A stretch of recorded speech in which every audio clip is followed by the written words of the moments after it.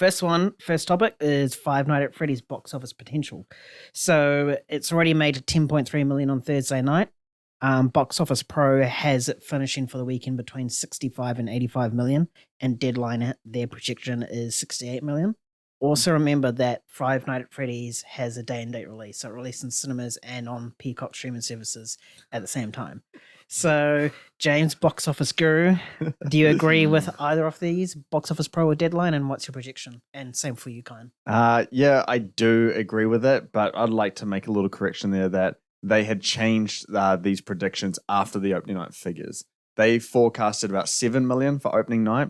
They're off by 3 million, which is quite significant for an opening or the Thursday previews. So I think they were looking at around 50 million. I think from all the data that I was seeing, it was going to be around 60 and over. I think we're going to be looking at something like 65 and 75. But from that, the opening day is going to be around like 30 to 35 million. And so it's going to be a heavily front-loaded movie. I think you're going to be looking at something similar to Halloween Ends, which made like 32% off its total domestic gross on its first day, which is a massive amount. It just, it feels like a movie that's just kind of, all those kind of fans and old fans are just going to come to it, see it, and then that's it. And then you compare that with the day and date release on Peacock. I don't know why they did that. Maybe they had no faith in it. And...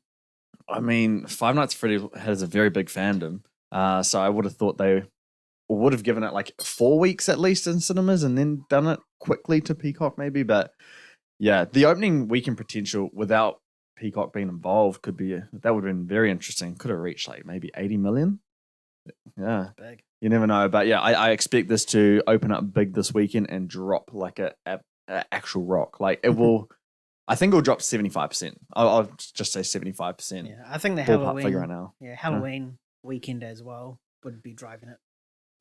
Yes. Yeah, of course. I thought you meant like Halloween the movie. No, the event.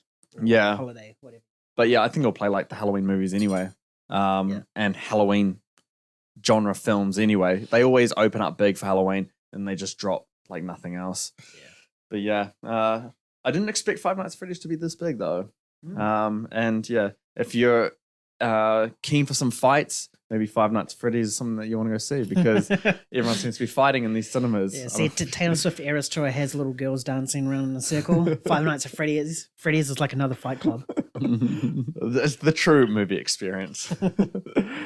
Yeah, I'm going to agree with you. I think this is a front-loaded movie, but for different reasons. Right. I think it's a front-loaded movie because the reception that I'm seeing is actually not great. I feel a lot of people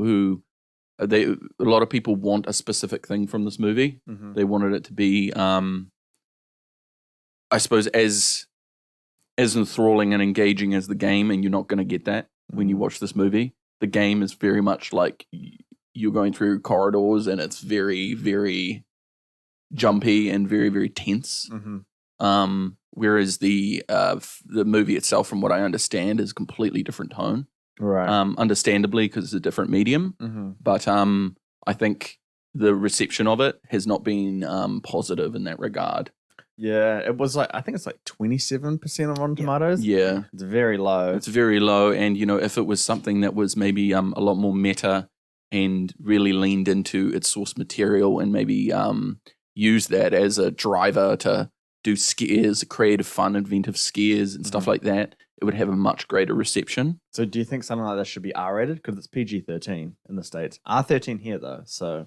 I think it's probably rated correctly. I don't think it's really makes sense to make it R16 or anything like that. Yeah. But it's... you can be very, very inventive with scares and very scary at that rating level. Yeah. But you basically have unlimited potential up to R13. Yeah. And then from R16 to R18, all you're doing is adding gore. Question for you guys. Do you guys know much about the story? No. I haven't played the game. I know about the game and the concept, but I actually don't know the story at all. Yeah, because I've played the game. Yeah. I've played like a few runs of it, but I haven't played it like from the start or read up on it. I've just played a few runs of it for shits and giggles, if you know what I mean. Yeah, no, I do. Yeah, when I was visiting my family down in New Plymouth, my sister was really excited for it. And then she like put on like this YouTube video explaining the entire story of Five Nights at Freddy. I don't know how you even make that a movie. It's just such a dumb concept.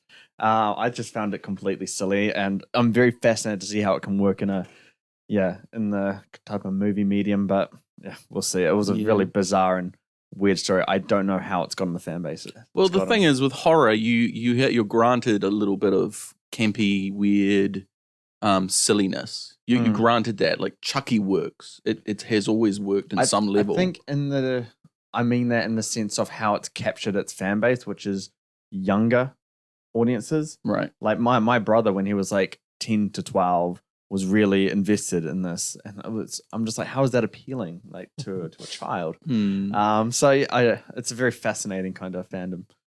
Weird. Oh well. Anyway,